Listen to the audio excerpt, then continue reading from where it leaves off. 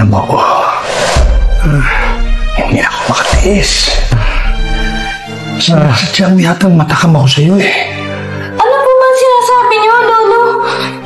Alam kong sinasadyang mo akong akitin gabi-gabi. Ito na ang inaantay mong pagkakataon, hindi ba?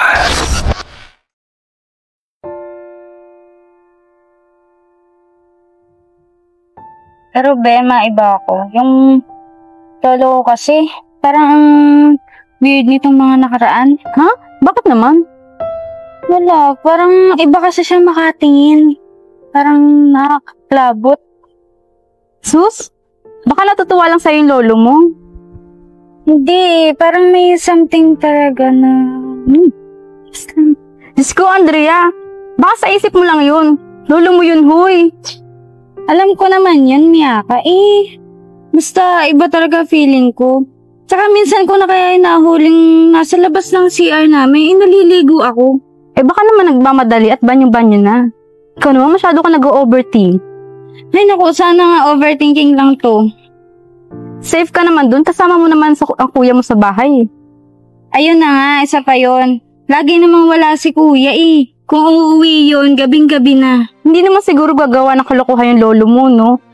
Tanda-tanda niya na Saka, ang tagal-tagal niyo na magkasama sa bahay. Ayun na nga Pero basta, pag may nangyaring hindi maganda sa akin ha, alam mo na. O siya, sige, tawagan mo na lang ako pag may problema ha. May trabaho pa kasi ako. Diyan ka na ha. Sige, ingat ha. Sige, diyan ka na.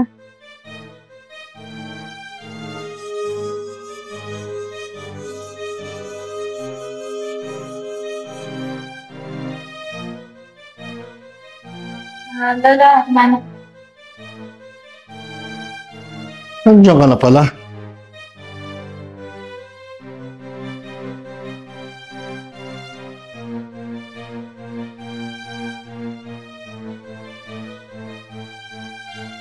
Magbibis ako.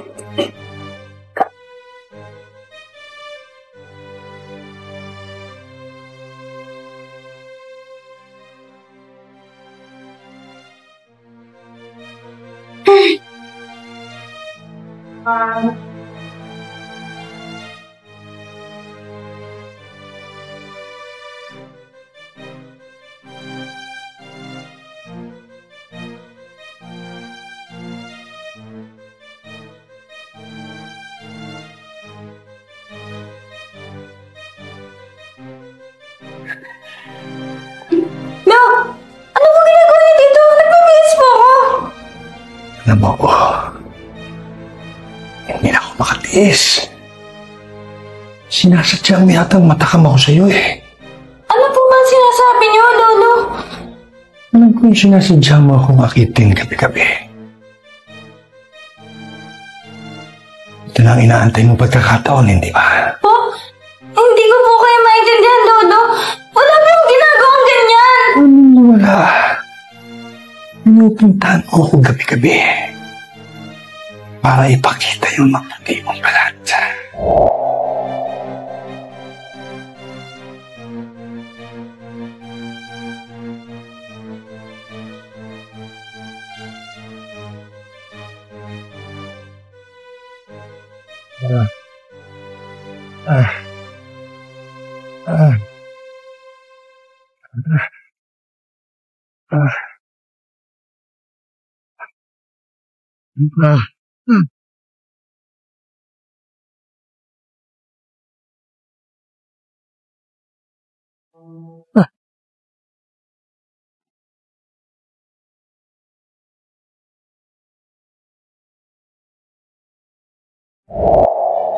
At ngayon, ipatitikim ko sa'yo.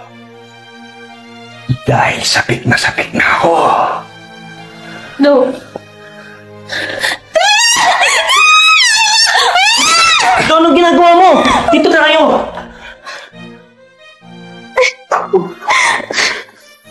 Huwag ka ba kailang dito, Kristo? Yung kapatid mo nang-aakit sa akin.